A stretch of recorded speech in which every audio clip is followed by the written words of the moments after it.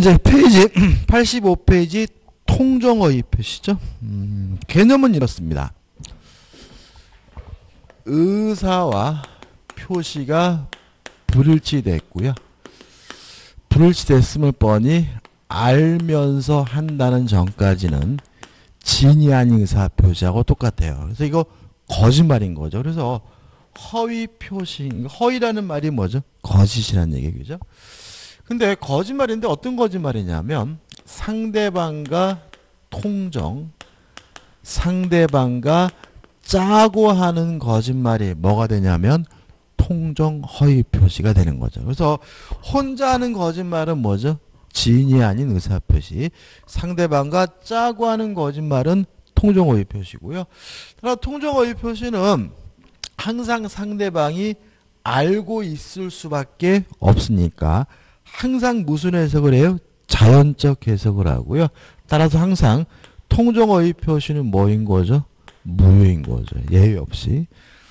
다만 이 무효를 가지고 선의 제3자, 모르는 제3자에게 뭐 하지 못하냐면 대항하지 못합니다. 자, 법정 보시면 이렇게 돼 있거든요. 108조입니다. 1항. 상대방과 통정한 허위 의사표시는 무효를 한다. 다시 말하면 상대방과 짜고 하는 거짓말은 무효인 거죠. 2항. 전항의 의사표시 무효는 선의 제3자에게 뭐 하지 못하냐면 대항하지 못하고요. 의의는 뭐 쉽게 말하면 짜고 하는 거짓말 이렇게 생각하시면 되고요. 관련 판례가 나오는데 이 판례는 결국은 뭐냐면 교직원의 대출 사건이거든요. 자, 한번 생각해 보죠. 이런 문제입니다. 아까 했던 것처럼 A라는 학교가 K라는 금융기관 은행으로부터 밑으로 좀 A라는 학교가 K라는 금융기관 은행으로부터 대출을 받을 수가 없어서 갑등 교직원을 내세워 가지고 교직원 이름으로 대출을 신청을 했죠. 요 문제에 대해서 아까 우리 판례는 요 대출 신청 행위는 진이 아닌 의사표시가 아니기 때문에 뭐하다고요? 유효하다 이렇게 판결이 났죠. 근데 요 판례는 뭘 기준으로 봤냐면 아까 판례는 요 교직원을 중심으로 따졌거든요. 근데 학교를 기준으로 따져보자 말이죠. 자, 학교를 기준으로 따져보면 어떻게 되냐면 지금 학교의 의사는 자기가 대출을 받고 싶은 거잖아요. 근데 외부적으로는 누굴 내세웠어요? 갑을 내세웠으니까 이렇게 따지면 뭐가 돼요? 의사표시가 뭐가 돼요? 불일치되죠. 그죠? 그 다음에 물론 학교도 어떻게 해요? 알면서 했고요. 또 은행의 행태를 보면 교직원이 대출을 신청했는데 이 대출금은 누구한테 줬다고요? 학교에다 직접 줬다면 이것은 아는 것을 넘어서 이 학교하고 뭐 한 거예요? 짠 거예요. 따라서 의사표시가 불일치되고 상대방과 뭐 했어요? 통정을 했으니까 통정허위 표시로서 무효라는 판결을 이끌어내고요. 통정허위 표시로서 무효니까 뭐 할 필요 없어요? 대출금을 갚을 필요가 없다라는 판결을 이끌어내게 됩니다. 이해되시죠? 그죠? 그래서 우리가 이걸 좀 외우실 필요가 있는데 타인의 이름으로 최근에도 판례가 또 있어요. 대출을 신청하는 행위에 대해서는 판례가 뭐가 있는 거예요? 두 가지가 있는 거예요. 그죠? 첫째는 뭐가 아닙니까? 비진이 표시, 진이 아닌 의사표시가 아니기 때문에 유효하다는 판례도 있고 또 지금처럼 통정 허위 표시이기 때문에 무효라는 판례도 있고요. 두 가지는 관점을 달리하고 있는 거기 때문에 뭐 되는 게 아니에요? 모순되는 게 아닌 거예요. 그죠? 그래서 우리가 이거를 공부할 때 자꾸 이것이 모순된다라고 느끼기 때문에 여기서 뭘 내요? 시험 문제를 내는 거예요. 그래서 타인의 이름으로 대출을 신청하는 행위에 대해서는 진이 아닌 의사표시가 아니기 때문에 유효라는 판례도 있고 통정허위 표시로서 뭐라는 판례도 있어요? 무효라는 판례도 있고 둘 다 뭐죠? 외우는 것이 오히려 문제 풀 때 편하니까 이거 그냥 외우자 이런 얘기죠. 그 다음에 이제 통정허위 표시는 판례가 중요하진 않아요. 뭐가 중요하냐면 넘겨보시면 구별 개념이 나왔거든요. 요 구별 개념은 통정어휘 표시를 한 다음에 와서 볼 거예요. 그래서 어디로 넘어갈 거냐면 88페이지로 넘어갑니다. 자, 88페이지로 넘어오시면 뭐가 나오냐면 요건이 나와요. 자, 1번 의사표시가 존재해야 된다. 2번 의사표시가 불일치돼야 된다. 3번 표의자가 스스로 이와 같은 불일치를 알고 해야 된다. 여기까지는 뭐가 똑같죠? 진이 아닌 의사표시하고 똑같죠. 다른 점은 뭐냐면 4번 상대방과 통종이 있을 것. 따라서 짜고 하는 거짓말이 뭐가 되는 거죠? 통종 허위 표시고요. 4번 왜 그딴 짓을 했는지 5번 이유나 동기는 묻지 않습니다. 그다음 우측에 이제 뭐가 나오냐면 효과가 나와요. 자, 여기서부터 이제 우리가 사례를 가지고 좀 정리를 좀 하셔야 돼. 사례를 가지고 한번 생각해 보죠. K라는 사람이 갑에게 1억 원을 빌려줬어요. 그래서 K는 갑으로부터 1억을 받을 돈이 있는 뭐가 되냐면 채권자가 되는데 갑이 돈을 갚기로 한 날이 다가오는데 갚기 싫어요. 근데 안 갚으면 자신이 소유하고 있는 요 아파트를 K가 경매할 것 같아요. 강제 집행할 것 같아요. 고민하다가 친구 을과 짜고 하지도 않은 매매를 한 것처럼 가장을 해서 갑이 을에게 이전 등기를 해줬다. 보통 요 사례가 나오게 되는 거죠. 자, 생각해보죠. 지금 요 가장 매매는 둘이 짜고 한 거짓말이잖아요. 근데 이것이 뭐예요? 통정허위 표시인 거예요. 이 통정허위 표시니까 매매가 무효고 무엇도 무효, 등기도 무효이기 때문에 갑에게 뭐가 있는 거예요? 소유권이 있는 거예요. 동의하시죠? 그죠? 자, 그럼 여기서 한번 생각해 보자고요. 이렇게 등기해 놓고 안심하고 있었는데 이 거지 같은 놈이 전화를 씹어요.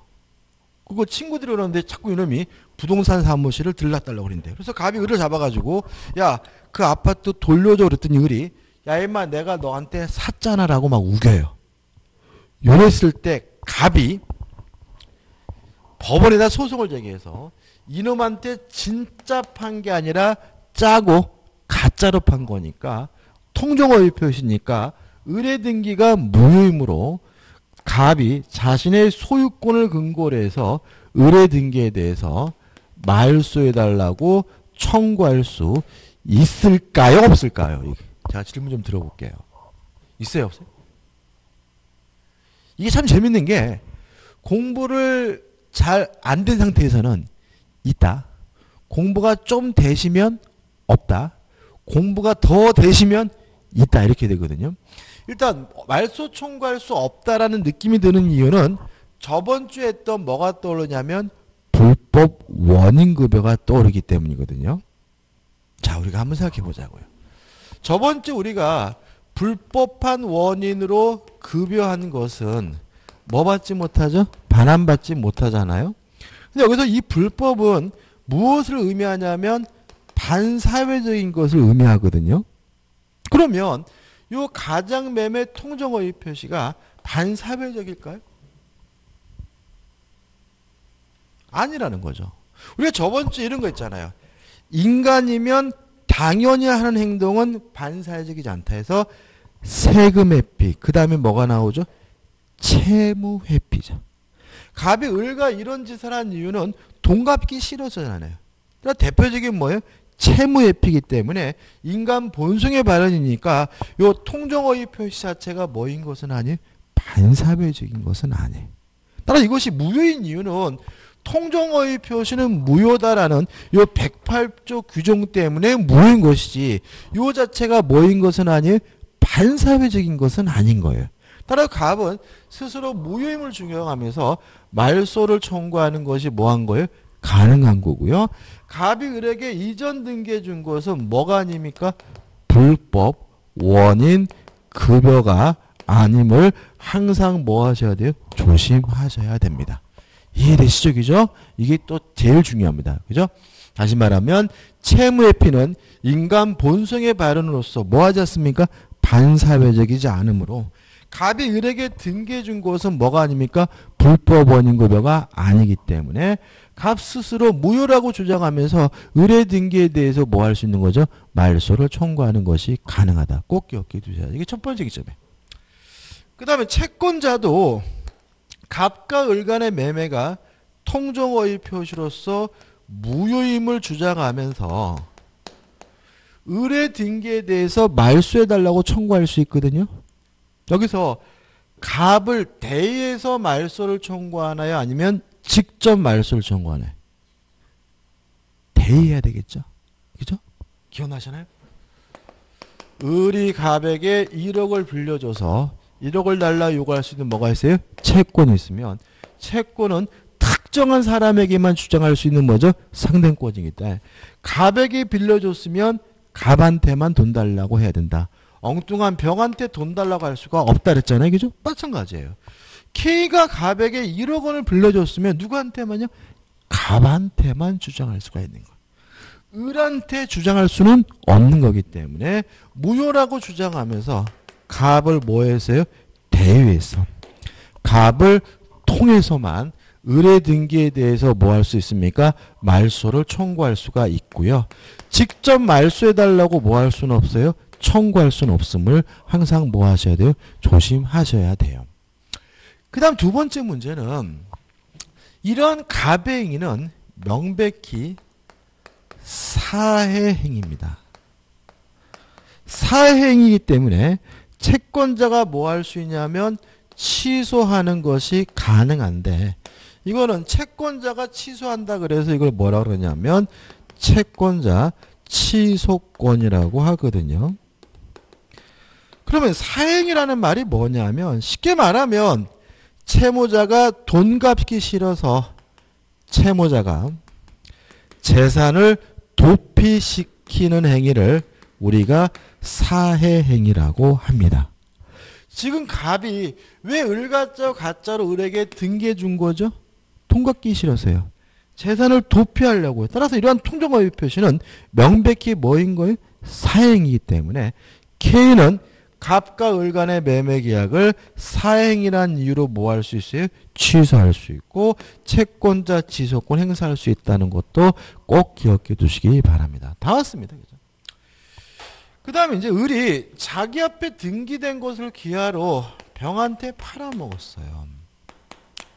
팔아먹고 병에게 이전 등기를 해주면 이 병을 우리가 뭐라 그러냐면 제3자라고 하는데 통정허위 표시 무효는 선의에 제3자에 대항하지 못하니까 병이 선이라면 확정적으로 뭘 갖게 돼요? 소유권을 갖고요. 또 제3자는 뭐 이기만 하면 돼요? 선이 이기만 하면 되고 무과실일 필요는 없다. 또 아까도 말씀드렸다시피 모든 제3자는 선임을 뭐 받아요? 추정을 받기 때문에 병 스스로 선임을 뭐 할 필요 없어요? 입증할 필요가 없다는 것까지 기억해 두시고 다시 말하면 병의 이전 등기가 됐을 때 갑이 통정허위 표시로서 무효임을 주장하면서 병의 등기에 대해서 말소를 청구하려면 누가요? 갑이 병이 악이었음을 뭘 해야 돼요? 입증해야 되는 거고 병 스스로가 자신이 선이 몰랐다는 사실을 뭐 할 필요 없어요? 입증할 필요가 없다는 거 주의하셔야 되겠죠. 병이 자기 앞에 등기된 것을 기하로 또다시 정에게 팔아먹고 정에게 이전 등기를 해주면 이 정을 뭐라 그러냐면 전득자라고 해. 전이 뭐라고요? 굴전. 한 번 더 넘겼다는 얘기고요. 만약에 병이 선이어서 확정적으로 소유권을 취득했다면 병이 정에게 팔아먹는 것은 지가 팔아먹은 것이니까 정은 선이든 악이든 묻지 않고 항상 뭘 갖게 됩니까? 소유권을 갖게 된다는 것까지 정리하시면 돼요. 끝입니다. 그래서 교재 보시면 효과 해가지고 1번 언제나 당사자 사이에서는 무효다. 2번 선의 제3자에 대한 효과에서 갑은 선의 제3자에 대항하지 못한다고 내용에 나오는 것은 이거겠죠. 제3자는 선이이기만 하면 되고 무과실일 필요가 없고 제3자는 선임을 추정받기 때문에 스스로 뭐 할 필요 없어요? 입증할 필요가 없다. 판례들은 중요하지 않습니다. 다음 넘겨보시면 4번 선의 제3자로부터 다시 권리를 전득한 경우 요거죠. 병이 선이어서 확정적으로 소유권을 취득했다면 병이 정에게 팔아먹는 것은 지가 팔아먹은 것이니까 정은 선악불문하고 뭘 갖습니까? 소유권을 갖게 되고요. 그 다음에 답원입니다. 자, 이것은 좀 까다로울 수가 있는데 일단 제3자가 누구냐가 문제예요. 요 제3자 개념에 대해서 최근에 시험 문제를 잘 내는 편인데 제가 교재에 박스에다가 이렇게 정리해 놓긴 했지만 이걸 외울 문제는 아니에요. 이것도 참 묘하게 암기해서 풀면 틀리게 되어 있거든요. 교재 한번 읽어볼게요. 다 허위 표시에서의 선의 제3자 의미 읽어봅니다. 여기서 선이란 허위 표시가 있었음을 모르는 경우를 의미한다. 그런데 여기서 제3자의 의미가 일반적인 제3자의 의미보다 다소 의미가 축소되고 있다. 즉 일반적 의미에서 제3자는 당사자와 포괄승계 이외의 모든 자를 의미하지만까지 끊어볼게요. 자, 지금 어떤 질문이냐면 제3자가 누구냐 그랬더니 요 갑과 을은 당사자니까 뭐가 아니에요? 제3자가 아닌 것이고 만약에 을에서 병으로 넘어올 때 상속으로 넘어왔다면 상속은 민사상 법적주의도 승계시켜요. 아버지가 당사자면 상속받은 아들도 뭐 해야 돼요? 당사자야 되거든요. 따라서 상속받은 사람 포괄승계는 뭐가 아니에요? 제3자가 아니라는 거예요. 그죠? 그러면 병은 당사자도 아니고 상속받은 사람도 아니니까 뭐예요? 제3자겠죠? 정은 당사자도 아니고 상속받은 사람도 아니니까 정도 뭐가 되겠어요? 제3자가 되겠죠? 그죠? 경직되면 안 돼. 민법은요. 자꾸 경직되고 이거는 막 오라들려면 안 돼요. 근데 문제는 K예요.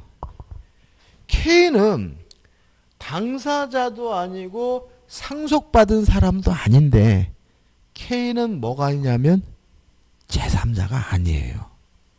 왜 그러냐면 계속 읽어볼게요.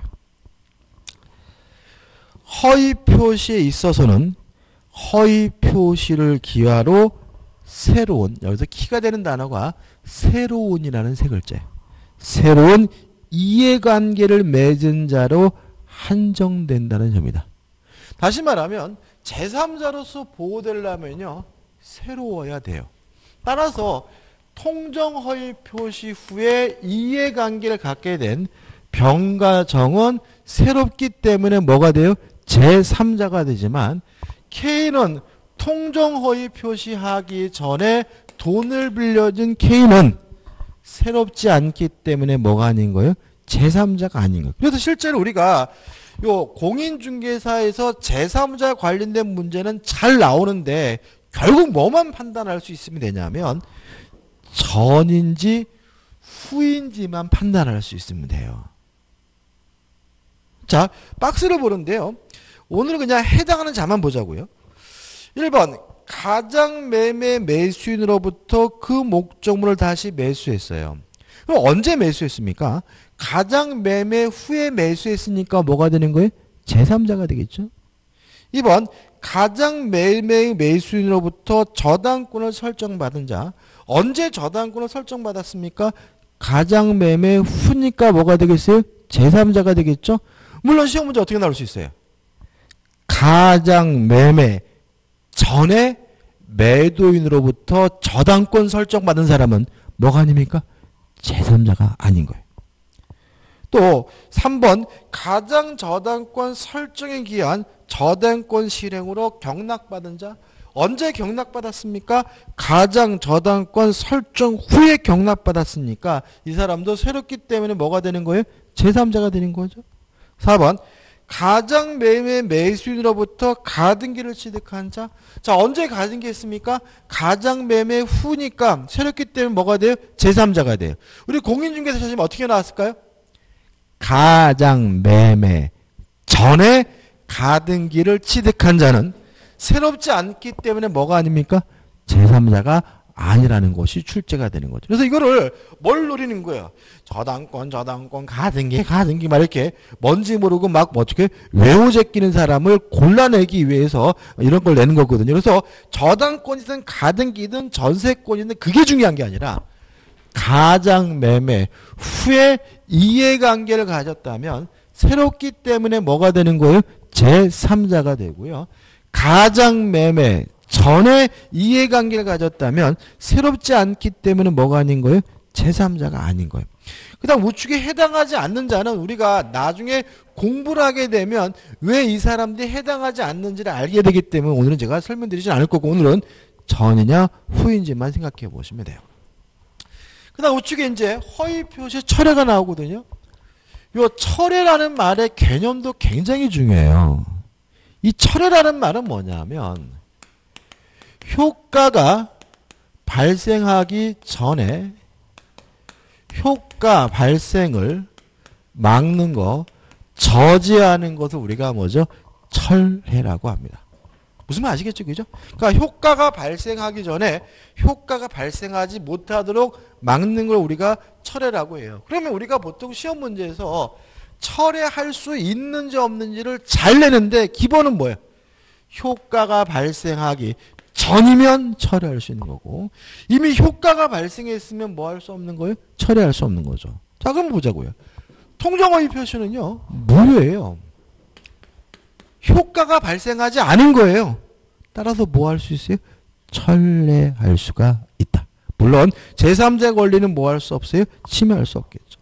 5번 적용 범위가 나오죠. 자, 일단 다 똑같은데 뭐만 조심하시면 돼요. 상대방 없는 의사표시, 상대방 없는 단독행위에는 적용될 수가 없다. 왜요? 통정허위 표시란 상대방과 짜고 하는 거짓말이잖아요. 따라서 반드시 뭐가 있어야 돼요? 상대방이 있어야 되니까 상대방 없는 의사표시, 상대방 없는 단독행위에는 통정허위 표시가 아니라 민법 규정이 뭐 될 수 없습니까? 적용될 수 없다는 것만 주의하시면 되겠죠. 자, 그럼 이제 대표 예제입니다. 물어보죠. 갑은 채권자들로부터 강제 집행을 당할 것을 대비하여 친구인 을과 짜고 자기 소유 부동산을 매도한 것처럼 을에게 소유권 이전 등기를 해두었다. 그런데 을이 등기 명의된 것을 기활하여 이를 제3자에게 매도하고 소유권 이전 등기를 하여 주었다. 다음 설명 중 옳은 거죠. 그럼 보시면 요 사례하고 똑같죠. 그죠? 제가 저번 주부터 계속 강조하고 있지만 어차피 시험에 나오는 사례도 우리가 수업 시간에 뭐예요? 다루는 사례가 나올 거다 그랬어요. 그죠? 그래서 사례도 같이 공부해 주자 그랬고. 자, 일단 옳은 걸 찾습니다. 1번. 제3자가 가장매매라는 것을 알고 취득했어요. 얘가요. 악이래요. 그럼 얘는 뭐 받지 못해요?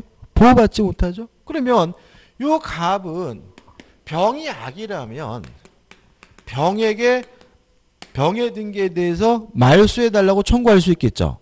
이때 갑이 을을 대의해서 말소를 청구합니까? 직접 말소를 청구합니까? 직접 하는 겁니다. 자, 왜 그러냐면 채권은 상대권이고요. 물권은 뭐예요? 절대권이에요. 그러니까 물권이 절대권이라는 말은 물권은 모든 사람에게 주장할 수 있는 권리란 뜻이거든요. 그럼 예를 들어서 갑이라는 사람이 A라는 건물에 대해서 소유권이 있다면 갑은 자신의 소유권을 세상 모든 사람에게 뭐 할 수 있어요? 주장할 수 있기 때문에 물권은 뭐예요? 절대권이고요. 따라 물권은 모든 사람에게 뭐 할 수 있어요? 주장할 수 있으니까 물권을 행사할 때는 굳이 뭐 할 필요 없는 거예요? 대여할 필요가 없는 거예요. 이해되시죠? 자, 그럼 보자고요. 통정허위 표시 무효면 을의 등기 무효고요. 또 병이 악이라면 병의 등기도 무효죠. 그죠? 누구 거예요? 갑 거. 근데 갑이 가지고 있는 소유권은 세상 모든 사람에게 주장할 수 있는 뭐예요? 절대권이니까 을에게도 주장할 수 있고 병에게도 주장할 수 있고 K에게도 주장할 수 있는 것이니까 굳이 뭐 할 필요 없어요? 대의할 필요가 없는 것. 따라서 알고 취득한 경우에도 가장 매매를 한 당사자인 갑은 제3자에게 소유권 반환을 청구할 수 없다. X가 되는 거죠. 갑은 병이 악이라면 병에게 직접 반환된다 하려고 뭐 할 수 있습니까? 청구할 수가 있는 거죠. 2번 제3자가 선의를 매수하여 소유권 이전 등기를 한 경우에도 이후에 가장매매인 것을 알게 되면 제3자가 가장매매 무효를 주장할 수 있다. 맞아요. 왜 맞는지 설명드리면 일단 우리가 나중에 무효 취소할 때 다시 말씀드리겠지만 무효는 아무나 주장할 수가 있는 거예요. 무효는 K도 주장할 수 있고 갑도 주장할 수 있고 을도 주장할 수 있고요. 병도 주장할 수 있는 거예요. 여기서 함정에 빠지는 게 뭐예요? 아니 병이 선이면 지 건데 뭐하러 무효라고 주장하지? 그렇게 생각하면 안 되는 거죠. 왜요? 막을 이유가 없는 거예요. 지가 갖기 싫다는데 굳이 뭐예요? 막을 이유 없는 거잖아요. 따라서 지 거라 하더라도 지가 뭐 할 수 있어요? 포기할 수 있는 것처럼 병이 선이어서 확정적으로 뭘 가졌더라도 소유권을 가졌더라도 무효임을 주장하는 것이 뭐예요? 가능하기 때문에 답은 뭐죠? 2번이 되는 거죠.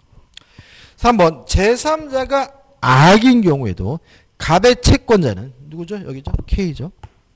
채권자는 갑이 제3자에게 무효를 주장하여 등기 명의를 회복하지 않은 한 위 부동산에 대하여 아무런 권리 행사를 하지 못한다. X.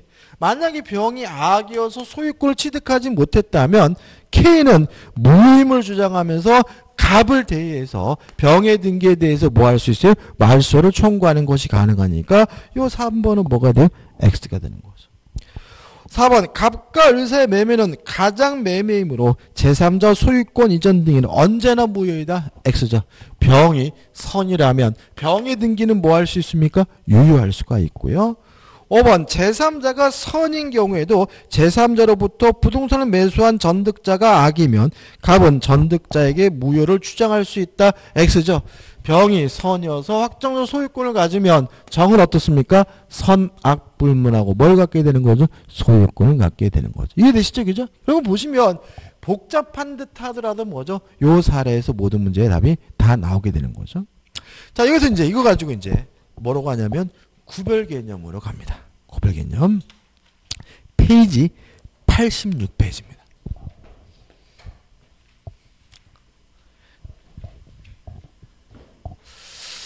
자, 페이지 86페이지 오시면 음닉행이라는 게 나와요. 자, 예를 들어 볼게요. 갑이라는 사람이 A라는 건물을 가지고 있는데 을에게 뭐 하고 싶냐면 증여를 하고 싶어요. 근데 증여하고 싶다고 증여하면 증여세가 많이 나와서 갑과 을은 하지도 않은 매매를 한 것처럼 가장을 해서 갑이 을에게 이전 등기를 해줬어요. 자, 두 가지를 설명드릴 건데 일단 형식적인 의미입니다. 자, 보세요. 지금 갑과 을의 의사는 뭐예요? 증여죠. 외부적으로는 뭐예요? 매매한 것처럼 짰죠. 의사표시가 뭐죠? 불을 씻고 갑과 을도 알고 있고 지들끼리 뭐죠? 계약을 한 것이니까 통정한 거잖아요. 따라서 요 매매는 가장 매매는 통정의 표시로서 뭐인 거예요? 무효인 거죠. 동의하시죠? 그죠? 근데 요 증여 매매에 공통점이 있어요. 증여도 갑에서 을에게 소유권을 넘겨주겠다는 의사표시고요. 매매도 갑에서 을에게 소유권을 넘겨주겠다는 의사표시니까 소유권을 넘겨준다는 의미에서 의사표시가 뭐가 되어 있어요? 합치되어 있어요. 따라서 을의 등기는 무효가 아니라 뭐예요? 유효한 거죠. 이해되시죠? 근데 문제는 요 등기 원이었던 요 매매는 뭐예요? 무효인 거잖아요. 그럼 그 원인이 뭐냐? 요 증여가 원인이고 요 증여는 숨어있다 그래서 뭐라 그러는 거죠? 은닉행위라고 하는 거죠. 따라서 숨어있는 은닉행위는 무효가 아니라 뭐한 거예요? 유효한 거예요. 따라서 을은 확정적으로 뭘 갖게 되는 거죠? 소유권을 갖게 되는 거죠.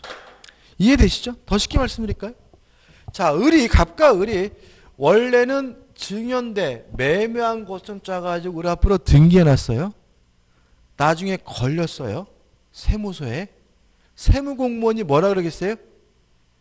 매매가 아니라 증여니까 증여세 내세요라고 하겠죠. 그죠? 매매가 아니라 매매는 무효고 당신들이 진짜 한 것은 뭐예요? 증여니까 증여세를 내란 얘기는 뭐가 유효라는 거예요? 증여가 유효라는 거죠. 다만 이 증여가 숨어있기 때문에 뭐라고 하는 거죠? 은닉행위라고 하는 거죠. 말로 하면 자, 원래는 증여인데 매매한 것처럼 가정해서 이전 등기를 해주면 요 매매는 통정허위 표시여서 뭐예요? 무효지만 증여는 유효한데 요 증여는 숨어있다 그래서 뭐예요? 은닉행위라고 하고요. 따라 을은 적법하게 뭘 갖게 됩니까? 소유권을 갖게 된다까지죠. 그 다음 을이 자기 앞에 등기된 것을 기하로 병한테 팔아먹고 병한테 이전 등기를 해줬다면 이미 을이 소유권을 취득했죠. 지가 팔아먹은 거죠.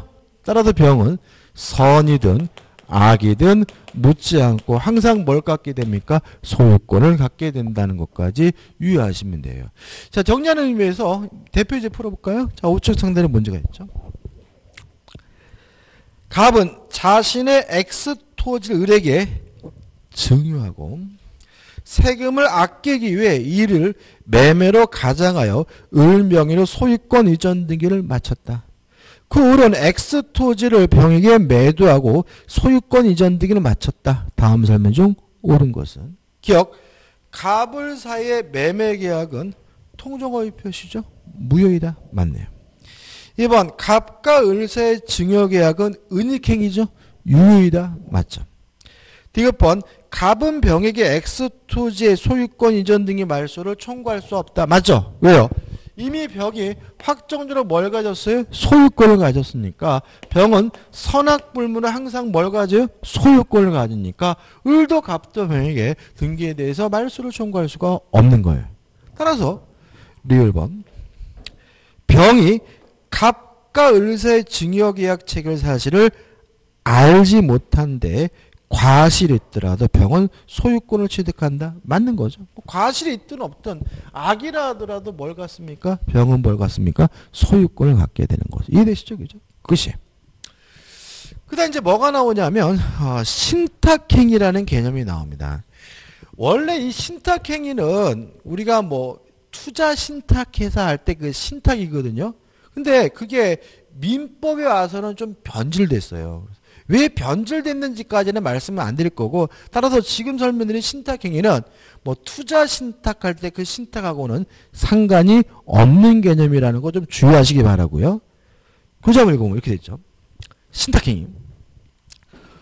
어떤 경제적 목적을 달성하기 위하여 상대방에게 그 목적 달성에 필요한 정도를 넘는 권리를 이전하면서인데 여기서 키가 되는 말은 뭐냐면 넘는이라는 말이에요. 넘는.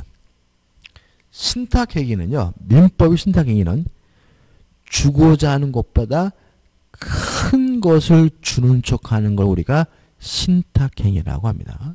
자, 신탁행위가 뭐라고요? 주고자 하는 것보다 큰 것을 주는 척하는 걸 우리가 뭐죠? 신탁행위라고 하고요. 신탁행위로서 우리가 두 가지 개념을 이해하셔야 되는데 양도담보는 신탁행위입니다. 자, 한번 생각해 보자고요.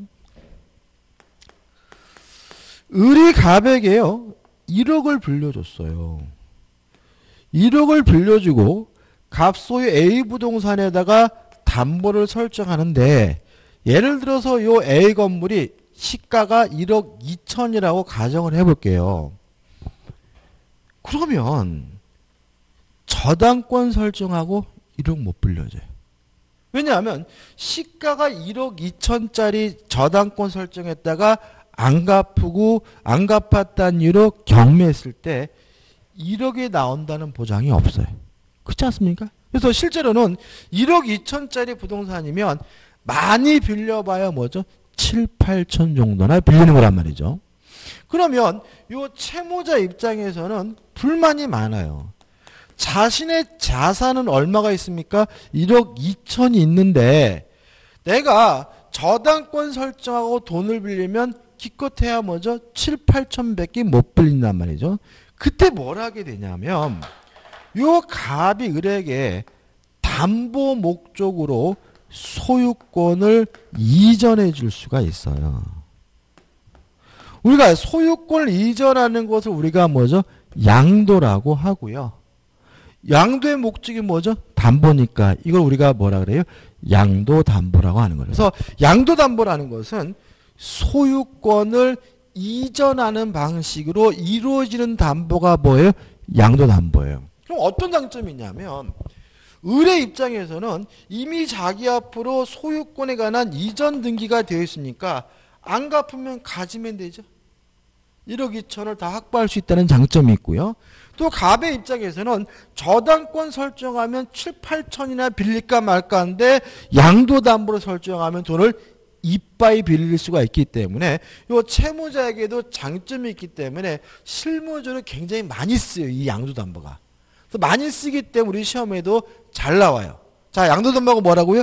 소유권을 이전하는 방식으로 이루어지는 담보가 뭐죠? 양도담보예요. 문제가 있어요. 자, 실무적으로 많이 쓰인다는 말은 유효하다는 얘기잖아요. 그죠?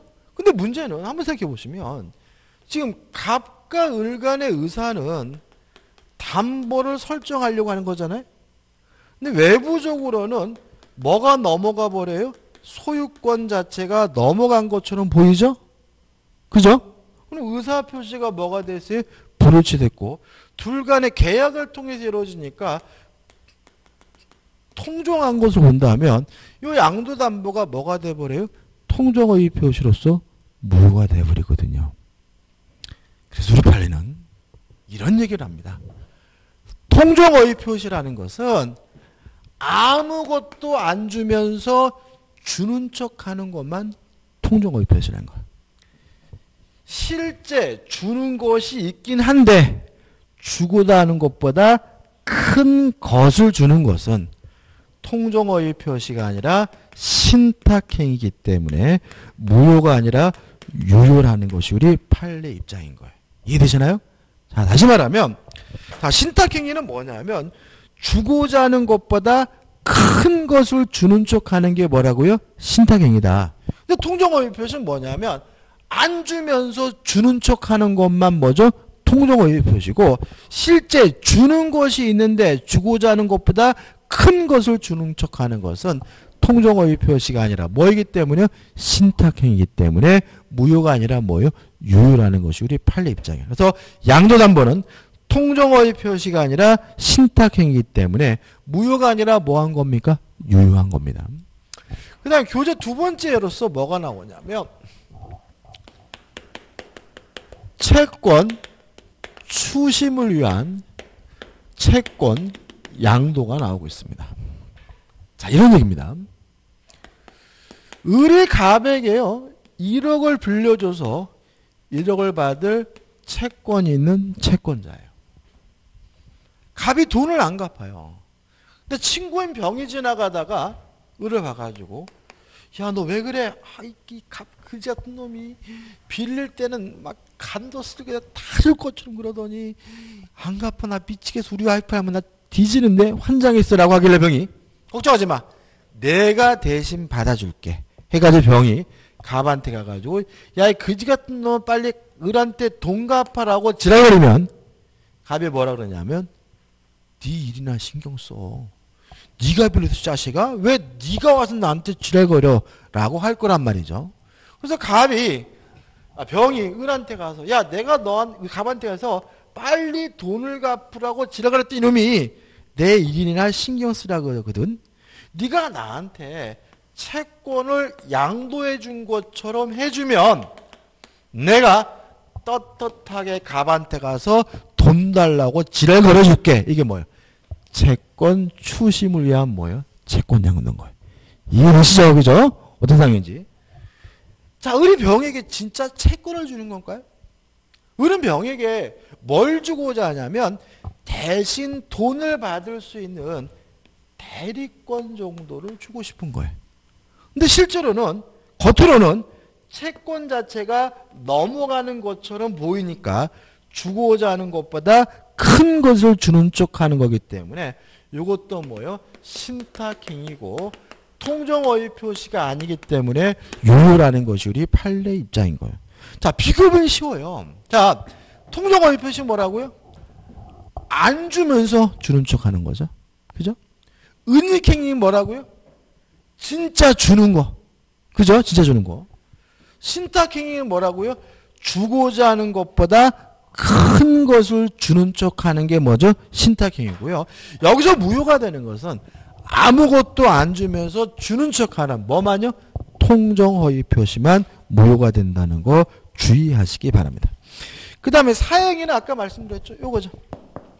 채무자가 돈 갚기 싫어서 재산을 도피시키는 행위를 사행위라고 하고 채권자가 뭐 할 수 있습니까? 취소할 수 있다. 채권자 취소권의 대상이 된다는 거 정리해 두시면 되겠지. 끝입니다. 여기까지고요. 좀 쉬었다가 몇 페이지로 갑니까? 페이지 92페이지 착오를 보도록 하겠습니다.